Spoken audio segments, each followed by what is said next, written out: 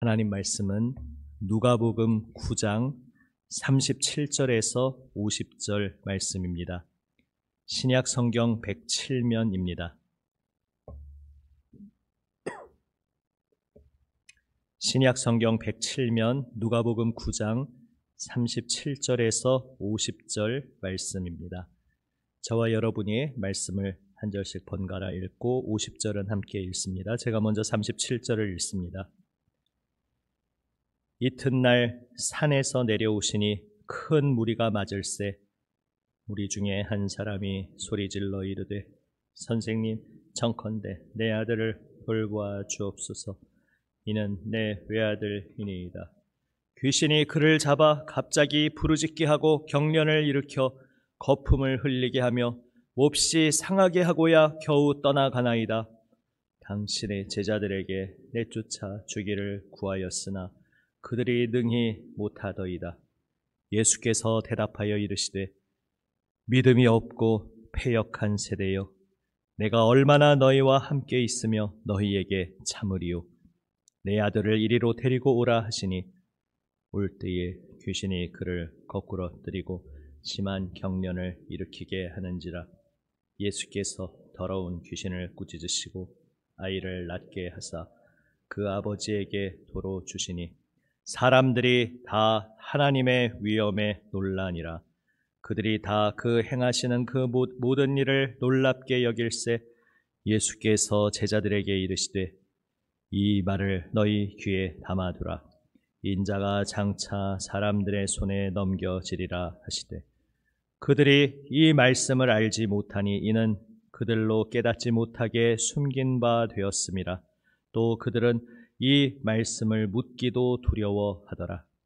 제자 중에서 누가 크냐 하는 변론이 일어나니 예수께서 그 마음에 변론하는 것을 아시고 어린아이 하나를 데려다가 자기 곁에 세우시고 그들에게 이르시되 누구든지 내 이름으로 이런 어린아이를 영접하면 곧 나를 영접함이요 또 누구든지 나를 영접하면 곧 나를 보내신 이를 영접함이라. 너희 모든 사람 중에 가장 작은 그가 큰 자니라. 요한이 여짜오되 주여, 어떤 사람이 주의 이름으로 귀신을 내쫓는 것을 우리가 보고 우리와 함께 따르지 아니하므로 금하였나이다. 예수께서 이르시되 금하지 말라. 너희를 반대하지 않는 자는 너희를 위하는 자니라 하시니라. 아멘. 오늘 본문은 일련의 몇 개의 에피소드, 단락들로 이루어져 있습니다. 그런데 그 내용이 계속해서 한 흐름으로 이어지고 있습니다. 사실은 어제 본문에서부터도 이어지고 또 어제 본문은 그 앞의 본문과 또 긴밀하게 연결되어 있습니다. 변화산 사건에서 이제 변화산 사건이 일어나기 전에 그 앞의 이야기, 예수님께서 자신의 십자가 죽음을 이제 본격적으로 이야기하신 것, 바로 그것은 제자들이 예수님이 그리스도이심을 이제 공적으로 고백한 것과 연결되어 있었습니다. 그렇게 고백한 후에 8일쯤 되어서 변화산 사건이 일어났고, 이제 그 변화산 사건을 경험한 3명의 제자는 예수님의 공생의 기간 동안에는 아무에게도 그것을 말하지 않았다. 그렇게 어제 본문이 끝맺었습니다. 그리고 이튿날 산에서 내려온 사건이 펼쳐집니다. 공관복음서들은 누가복음을 비롯해서 마태복음, 마가복음들은 다 이 변화산 사건 뒤에 이 산 아래에서 일어난 사건을 함께 긴밀하게 연결시켜서 전하고 있습니다. 마가복음 같은 것과 비교해 보시면 오늘 누가복음은 이 산 아래에서 벌어진 사건을 비교적 아주 간략하게 전하고 있음을 알게 됩니다. 그렇게 간략하게 전함 속에서 누가복음은 이 사건 속에서 무엇에 초점을 맞추고 있는지 이제 볼 수 있습니다. 결국은 그 모든 사건의 세 복음서에서 공통적으로 드러나듯이 변화산에 올라갔던 3명의 제자 외에 산 아래에 남아있는 나머지 9명의 사도라 칭함을 받은 이들과 또 함께하는 여러 제자들이 실패하고 있었다는 것이 이제 공통적으로 전하고 있는 바입니다. 놀라운 것은, 사실 생각해보면 놀라운 것은 이 제자들은 바로 얼마 전에 파송을 받아서 예수님의 이름으로 병 고치고 귀신 쫓아내는 그러한 역사가 일어나는 것을 경험했던 사람들이었습니다. 그런데 지금 잠시 예수님이 3명의 제자를 데리고 산에 올라간 사이에 이들은 실패하고 있었습니다. 어쩌면 그 제자들 본인들이 가장 당황하고 있었을지 모릅니다. 그 실패에 대해서 나중에 제자들이 질문하는 장면이 마가복음과 마태복음에는 나오고 있습니다. 그러나 오늘 누가복음은 그 제자들이 질문하고 있는 부분은 생략을 하고 있습니다. 그리고 아시듯이 마가복음과 마태복음에서 왜 우리는 귀신을 쫓아내지 못했습니까? 왜 우리가 이번에 실패했습니까? 질문하는 것에 대해서 마가복음과 마태복음이 조금 다른 데에 초점을 맞추어서 예수님의 대답을 전하고 있음을 우리는 비교하여 볼 수 있습니다. 마가복음에서는 기도 외에는 이런 것이 나갈 수 없다. 또 어떤 사본에는 금식도 붙어 있는 것을 보게 됩니다. 기도와 금식 외에는 이러한 유가 나갈 수 없다. 거기에서 무엇이 초점되는 것입니까?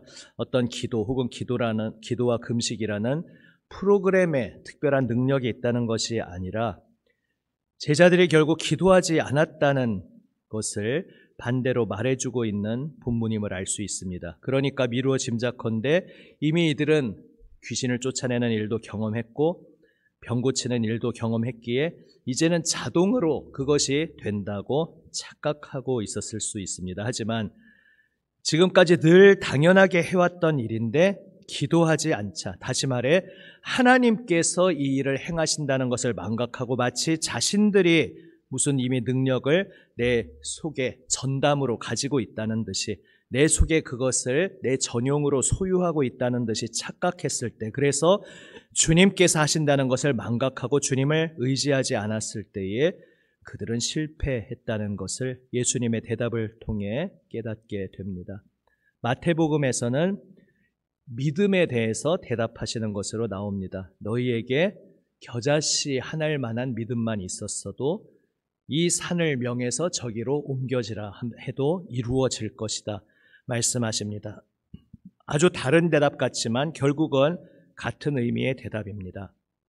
믿음은 양에 대한 것이 아니라는 말씀입니다. 겨자씨 하나만큼만 있어도 라는 것은 믿음은 더 많고 적은 문제가 아니고 더 크고 더 작은 그러한 문제가 아니라는 것입니다. 믿음은 방향성의 문제인 것입니다. 하나님을 의지하고 있느냐, 하나님께 간구하고 있느냐, 아니면 하나님을 의지하지 않고 간구하지 않고 내 힘으로 자동으로 할 수 있는 것으로, 당연하게 할 수 있는 것으로 착각하느냐의 문제라는 것입니다. 결국 기도하는 것이 믿음인 것입니다. 산 아래에서 실패했던 제자들은 예수님께서 하나님 아버지께 온전히 의지하시며 이 모든 일을 행하고 계시다는 가장 기본적인 믿음의 원리를 놓치고 있었습니다. 내가 한다고 착각하고 있었습니다. 누가복음에서는 그것을 생략함으로써 그것과 결국 연결되지만은 조금 다른 것에 더 초점을 맞추게 하고 그 다음에 일련의 사건들이 이어지는데 이것은 마가복음의 순서를 그대로 따라가고 있습니다.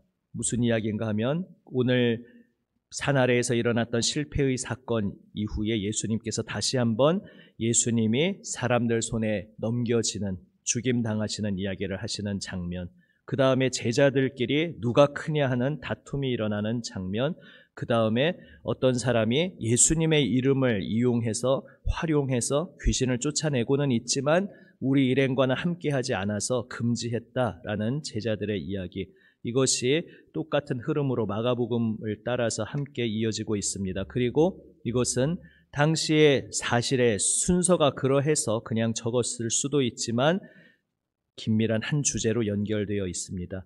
제자들이 실패한 것은 무엇이었습니까?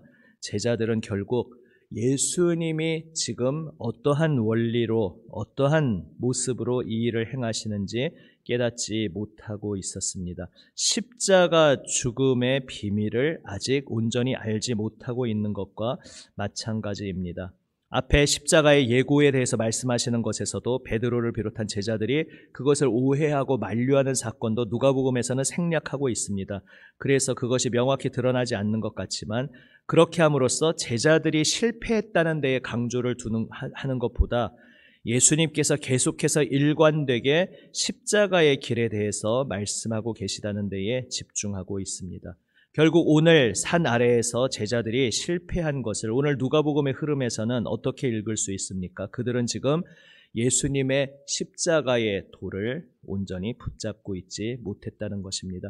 십자가의 도가 결국 무엇입니까? 왜 제자들은 당시의 시점에서는 예수님의 죽음이 필요 없다고 생각하고 있었습니까? 구원이 내 바깥에 무엇이 바뀌면 되는 것이라 착각하고 있었다는 것입니다. 지금 내 인생의 문제는 나를 괴롭히는 저 로마 제국이 문제고, 로마 제국에 빌붙어서 우리를 짓누르는 저 헤롯이 문제고, 저 바깥의 것들만 바뀌면 내 인생이 좋아질 것이라고 생각하고 있었습니다. 그러나 그것은 겉으로 드러나 있는, 공공연히 드러나 있는 문제일 뿐, 로마 제국이 사라진다고 해서, 헤롯이 사라진다고 해서 세상이 좋아지느냐, 내 인생이 바뀌느냐, 내 마음이 바뀌느냐, 사실은 그렇지 않은데 공공연히 눈에 보이는 것들을 때문에 나에게는 문제가 없구나라고 착각할 수 있습니다. 이를테면 그렇습니다. 한국 교회가 부흥과 갱신으로, 개혁으로 계속해서 새로워지고 있다면 참 좋겠습니다만 그렇지 못하다고 우리가 현재의 상황에 대해 인식할 수 있습니다. 그렇다면 우리는 그 상황을 정확히 직시하면서 기도해야 할 것입니다. 그런데 우리 스스로 혹시 그것이 우리에게 핑계가 되고 있지 않은지 우리를 돌아보기 원합니다. 그래 다 지금 한국 교회가 도토리 키재기로 별 다를 거 없이 다 이렇게 가는데 그렇다면 나도 굳이 이 정도쯤 하면은 난 참 훌륭한 거 아니겠어? 제가 한국 교회의 수준을 볼 때 내가 이 정도로서, 이 직분자로서 이 정도 하고 있고, 그렇다면은 나는 참 잘하고 있는 것 아니겠는가라고 주변 환경에 핑계를 대면서 내가 적당히 가도 된다고 스스로 그러한 핑계거리를 만들어서는 안 될 것입니다. 우리가 이 믿음의 세계뿐만이 아니라 전 세계 하나님 알지 못하는 온 세상 속에서도 마찬가지입니다. 이를테면 이 세상에서 어떤 권세를 맡아서 주관하고 있는 정치 지도자들이나 그런 모습들을 통해서도 그러합니다. 사실 정치 지도자들, 권력을 쥔 이들이 깨어서 민감한 모습으로 잘하고 있으면 얼마나 좋겠습니까? 그런데 때로는 그렇지 못하다는 것 때문에 안타까움을 가질 수 있습니다. 그러한 것에 기독교인들이 철두철미하게 깨어서 기도하는 것이 매우 중요합니다. 그것이 아무 상관없는 일이라는 듯이 그것에 관심이 없이 살아가는 것은 세상을 위해 기도하도록 부름받은 우리의 책임을 유기하는 것이, 내버리는 것이 될 것입니다. 그래서 깨어서 기도해야 합니다. 그런데 우리가 혹시 때로는 자 봐라, 권력을 잡은 사람, 힘 있는 사람들, 있다고 하는 사람들도 그냥 저 모양 저 꼴로 살아가는데 세상 수준이 다 그렇지라고 하면서 알게 모르게 그것이 나도 그것에 비하면 나는 참 얼마나 괜찮은가, 나는 이 정도면 참 사람답고 그래도 상식적이고 참 괜찮게 살고 있지 않은가, 나 스스로를 위안하면서 세상의 그러한 수준이 낮아진 것을 핑계거리로 삼아서 나까지 기대 수준을 낮춰버리는 그러한 변명거리가 되어서는 안 될 것입니다. 여담이지만 원래 정치인들은 싸우라고 있는 것입니다. 어떻게 보면 안 싸우면 좋겠지만 싸우라고 양당 및 다당이 있는 것이고, 다만 수준 있게 싸우느냐에 문제가 있는 것이겠죠. 수준 없이 싸우면 그것은 너무나 안타까운 일이 되겠습니다만은 수준 있게 되었어도 결국은 정치 지도자들은 싸우는 것이고, 세상의 이론으로 행하는 일들 속에서, 그 속에서 하나님의 원리를 따라 일하는, 그냥 명목상의 기독교인이 아니라 정말 하나님의 원리를 따라서 일하는 정직하고 또 지혜로운 지도자가 세워지기를 우리는 기도해야 되겠지만, 일반적으로는 비기독교인이든 심지어는 기독교인이라고 스스로 칭하는 사람이든 간에 결국 정치인들이 자신들이 몸담고 있는 그 판을 따라 흘러가면서 싸우는 것은 당연한데, 싸우는 것도 수준 낮게 싸우는 경우가 다반사가 일어날 수 있습니다.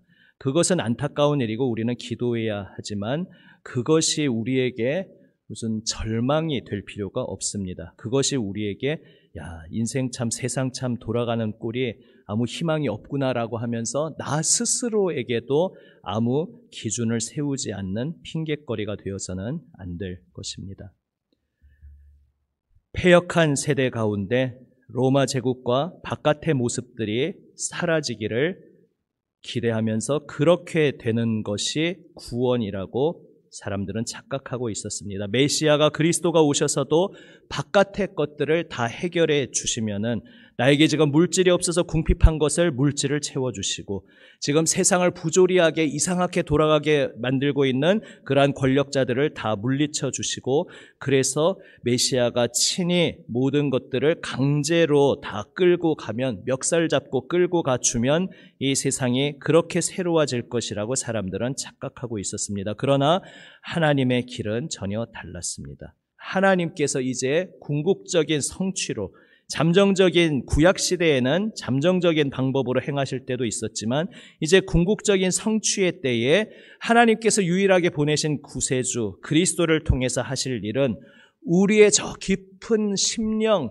우리의 존재 자체를 변화시키시는 그 역사로 행하고자 하시는 것이었습니다. 그리고 그것은 그리스도의 죽음을 통해 그리고 부활을 통해 이루어질 것이었습니다. 예수 그리스도께서 우리를 위해 죽으시고 부활하시는 것 외에는 이 세상에 소망이 없고 우리 자신에게 소망이 없다는 것을 우리들은 철저히 깨달아야 했습니다. 제자들은 철저히 깨달아야 했습니다. 그러나 아직 나에게 문제가 있다는 것을 깨닫지 못하니까 예수님이 죽으셔야 한다는 그것에 대해서도 아직 구약 성경에서도 계속 말씀하고 있지만 이해하지 못하고 깨닫지 못하고 있었습니다. 그런 와중에 있으니까 예수님께서는 계속해서 이제 노골적으로 직접적으로 인자가 죽음 당할 것을 말씀하시지만 도대체 그게 무슨 이야기인지 이해하지를 못하고 차마 묻지도 못합니다. 그런 가운데 정반대의 길로 행하고 있습니다. 우리들 중에 누가 더 크냐 제자들끼리 서열 다툼이나 하고 있는 것입니다. 그러한 가운데 예수님께서 대답하시는 그 대답에 어떤 의미가 있습니까? 높아지려 하지 말고 낮아져라. 그저 그러한 대답이 아닙니다. 물론 낮아지라고 종이 되어라 섬기라 말씀하시는데 왜 높아지는데 마음을 두지 말고 왜 종이 되라고 하시는지 왜 섬기라고 하시는지 그 이유를 그 마음을 우리가 깊이 묵상하고 깨달을 필요가 있습니다. 낮아지기 위해서 낮아지는 것이 아니라 왜 예수님께서 낮아지실 필요가 없으신 분이 죽음으로 오실 필요가 없으신 분이 우리와 같은 육신으로 오셔서 낮아지시고 왜 죽음의 자리까지 가셔야 했습니까? 바로 사랑 때문에 그러했습니다. 우리를 살려주시기 위해 그리하셨습니다. 예수님께서 낮아지신 것은 우리를 사랑하셔서 우리를 살려주시기 위해 우리에게 새 생명의 삶을 주시기 위해 낮아지시고 섬기시고 죽음의 자리에까지 가셨습니다. 그래서 예수님께서 어린아이 하나를 세우시고 지금 누가 크냐라는 것이 우리 인생에 전혀 중요한 관점이 아니라는 것을 말씀하고 계십니다. 우리는 서로 비교하면서 그래도 너보다는 내가 낫지. 그래도 내가 너보다는 신앙생활 더 잘하고 있지. 야, 너 언제 정신 차릴래? 나 정도는 해야지라고 하면서 나도 사실 그렇게 잘 살지 못하면서도 나만큼 못하고 있는 이들을 바라보면서 뒤돌아보면서 야, 빨리 나를 따라와라고 그것을 핑계거리로 나는 한 걸음 한 걸음 계속 나아가고 있어야 하는데 나는 제자리에 멈춰 있으면서 저 뒤에 있는 사람들 핑계를 대고 있을 수 있습니다. 하지만 누가 더 잘났냐? 누가 더 잘하고 있냐? 누가 지금까지 교회를 위해서 더 많이 일했느냐? 이것이 우리의 초점이 전혀 아님을 주님은 말씀하고 계십니다. 하나님이 우리를 어떻게 대하고 계시는가? 하나님과의 관계성에 대해 집중하게 하십니다.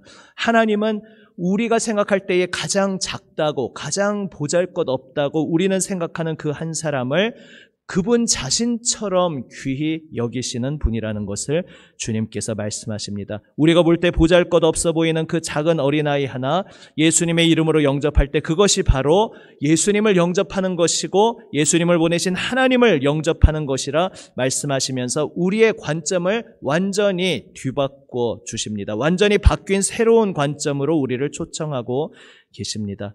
하나님은 우리를 사랑하시기에 겸손히 비천한 자리에 낮아지시는 것까지 마다하지 않으시고 우리에게 찾아오셨기에 그래서 우리도 낮아지기 위해 낮아지는 것이 아니라 사랑하기 위해 주님의 그 사랑을 따라 주님의 그 사랑의 마음으로 살아가기 위해 주님의 길을 따를 것을, 낮아지시고 섬기기 위해 낮아지신 그 길을 따르라고 우리를 초청하고 계신 것입니다.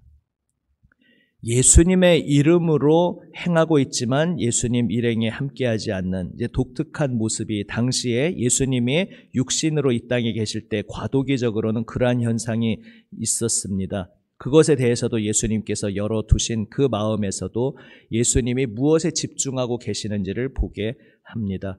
예수님을 따르는 것이 당연히 하나님께 순종하는 것인데, 여기에 나오는 사람들은 나중에 사도행전에 나오는 그런 경우와는 다른 것입니다. 예수님의 이름을 빙자해서 귀신 내쫓는 사역은 하지만은, 그러나 예수님은 알지 못하는 그러한 사도행전에서 비판적으로 나오는 그러한 그룹의 성격이 아니라, 지금 아직 예수님을 따르는 이 제자들의 그룹에 물리적으로 함께하지는 않고 있지만 예수님의 이름을 믿으니까 예수님이라는 존재에 대해서 듣고 그분이 행하시는 것에 공감하면서 예수님의 이름에 능력이 있다는 것을 믿으면서 예수님의 이름으로 그러한 일을 행하는 어떤 사람들이 그 당시에 과도기적으로 존재했음을 오늘 복음서가 말하고 있습니다. 그러한 이들에게 대해서도 열린 마음으로 관용으로 대하시는 예수님의 마음은 무엇을 말씀하는 것인가 하면 예수님께서 어디에 초점을 두고 계신가 하는 것을 보여주는 것입니다. 예수님은 그분의 명예를 추구하신 것이 아니고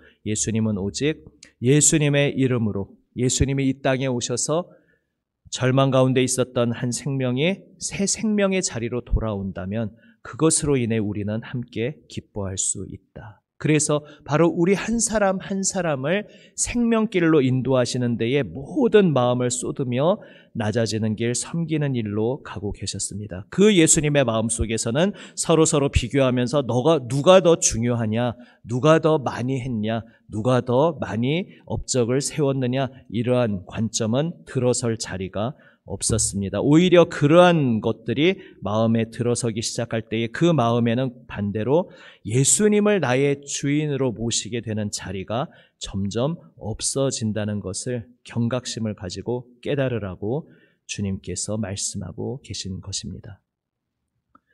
베드로와 제자들은 예수님의 그 영광의 순간을 그대로 박제시키고 고정시키기를 원했습니다. 그 변화산에 그대로 평생 머물러 살고 싶어 했습니다. 그러나 예수님께서는 내려가자 말씀하십니다. 그리고 산에서 내려온 그 자리에는 제자들이 실패하고 낭패에 빠진 자리, 그리고 제자들을 비롯해서 이 세상 사람들이 아직도 주 예수님에 대한 온전한 믿음으로 엎드리지 못하고 있고 하나님의 살아계심을 온전히 믿지 못하고 있는 패역한 모습으로 방황하고 있는 모습을 직면해야 했습니다. 그 복잡하고 시끄러운 세상 속에서 오래 참으시며 자신의 생명을 내어주시고 죽음으로써 우리를 살리시는 그 길을 겸손히 묵묵히 걸어가시기 위해 예수님께서는 변화산에서 내려오셨습니다. 그 영광에 취해 그 자리에 머물러 있는 것이 아니라 그 영광의 순간을 동력으로 삼아서 그 시간이 그분 예수님 자신에게도 힘이 되어서 이제 사명을 위한 길로, 십자가의 길로 행하신 것입니다. 우리도 기도하기 원합니다. 주님의 은혜로 충만케 하여 주옵소서 기도해야겠습니다. 그리고 그 기도는 바로 주님의 은혜에 붙들려서, 주님께 온전히 붙들려서, 주님께 온전히 미쳐서, 주님의 영광에 사로잡혀서 주님이 걸어가신 그 십자가의 길을 저도 따를 수 있게 하여 주옵소서. 주님의 마음을 배우게 하여 주옵소서. 주님을 알지 못할 때에 이 세상에서 관심을 가지고 누가 높냐 비교하던 그러한 모든 것들을 다 뒤로 하고 오직 예수님께서 집중하시고 예수님께서 초점을 맞추신 그 주님 마음에 온전히 붙들려 주님만 따르게 하여 주옵소서. 우리는 우리의 체험과 경험을 위해 기도하되 바로 이 사명이 목적이 되어서 주님께서 나를 만져주시고 만나 주옵소서. 오늘도 우리는 기도하며 나아가야겠습니다. 주님께서 우리의 내면, 우리의 심령, 우리의 존재 자체를 새롭게 하시기 위해 육신으로 오시어 우리를 위하여 죽으시고 부활하셨습니다. 오직 그 주 예수님의 길만이 우리의 생명길임을 고백하며 예수님 걸어가시는 그 섬김의 길, 사랑의 길을 따르기 원합니다. 그 길 속에서 우리는 우리의 손을 붙잡아 주시고 우리를 인도하여 주시는 주님의 손길을 체험하게 될 것입니다. 함께 찬송하고 기도하시겠습니다. 찬송가 324장, 아까 부른 324장 1절, 4절 함께 부르고 기도의 자리로 나아가시겠습니다. 예수 나를 오라 하네, 예수 나를 오라 하네, 어디든지 주를 따라 주와 같이 가려네. 주의 인도하심 따라 주의 인도하심 따라 어디든지 주를 따라 주와 같이 가려네. 4절입니다. 주가 크신 은혜 내려 나를 항상 돌보시고 크신 영광 보여주며 나와 함께 가시네.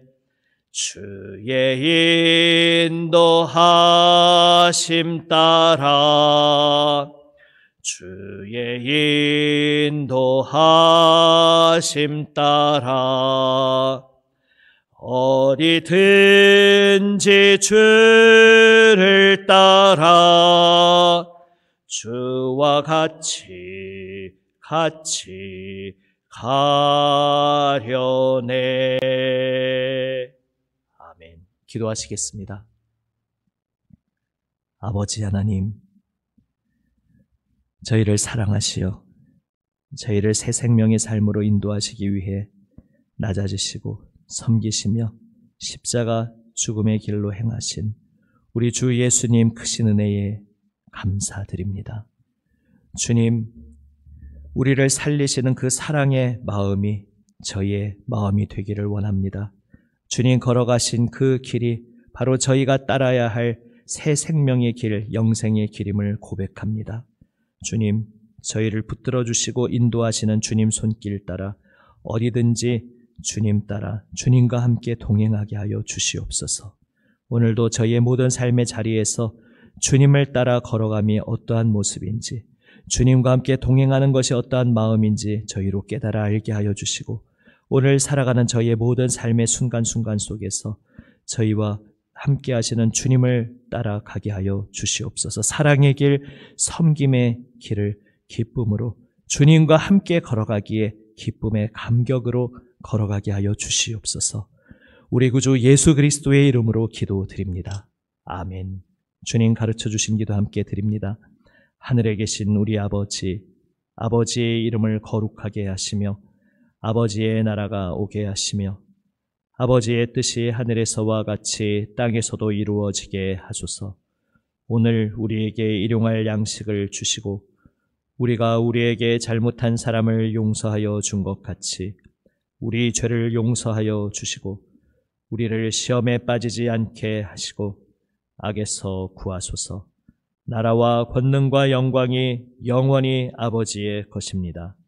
아멘. 오늘도 우리에게 주시는 주님 말씀 붙잡고 기도로 나아갑니다. 또 예수님 중보기도에 동참하며 도고의 기도로 기도할 때 이번 주에 특별히 청년부 수련회를 위해서 또 계속해서 튀르키예와 시리아를 위해서 집중 기도하며 우리 마음에 또한 생각나게 하시는 우리의 사랑하는 이웃들을 위해서 또한 나라와 세계를 위해서 계속 기도하며 나아갑니다. 기도하며 삶의 현장으로 나아가시겠습니다. 기도하시겠습니다.